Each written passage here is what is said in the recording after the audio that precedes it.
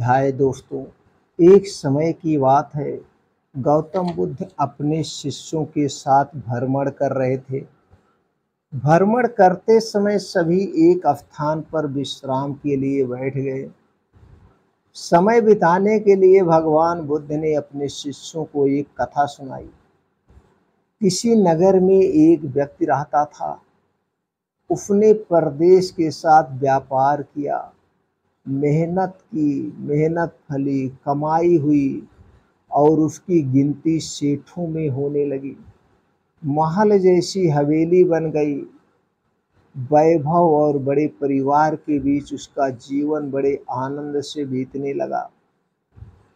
एक दिन किसी दूसरे नगर से उसका एक संबंधी आया। बातचीत के बीच उसने बताया कि उसके यहाँ का सबसे बड़ा सेठ गुजर गया।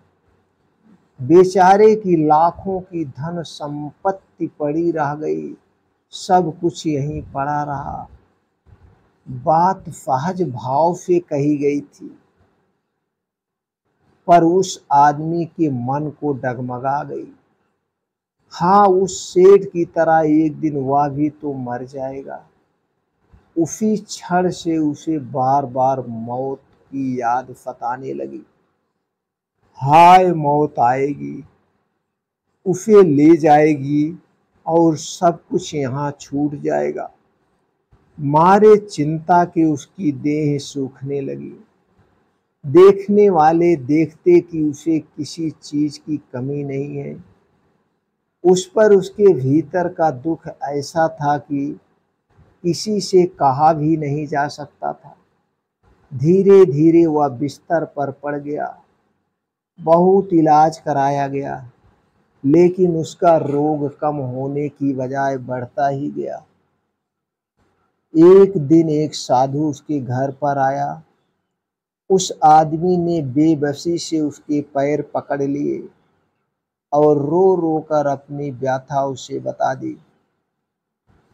सारी बात सुनकर साधु हंस पड़ा और बोला, तुम्हारे रोग का इलाज तो बहुत ही सरल है, बहुत ही सस्ता है और बहुत ही आसान है।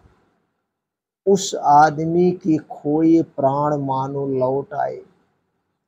अधीर होकर उसने पूछा, स्वामी जी, वह इलाज क्या है? क्या उस इलाज से मैं पूर्ण रूप से स्वस्थ हो जाऊंगा? साधु ने कहा, देखो, मौत का विचार जब मन में आए, जोर से कहो, जब तक मौत नहीं आएगी मैं जीऊंगा, मैं जीऊंगा। इस नुस्खे को 7 दिन तक आजमाओ। मैं अगले सप्ताह आऊंगा। 7 दिन के बाद साधु महाराज आए तो देखते क्या है कि वह आदमी बीमारी के चंगुल से बाहर आ गया है और आनंद के गीत गा रहा है। साधु को देखकर वह दौड़ा और उसके चरणों में गिरकर बोला, महाराज, आपने मुझे बचा लिया। आपकी दवा ने मुझ पर जादू का सा असर कर दिया।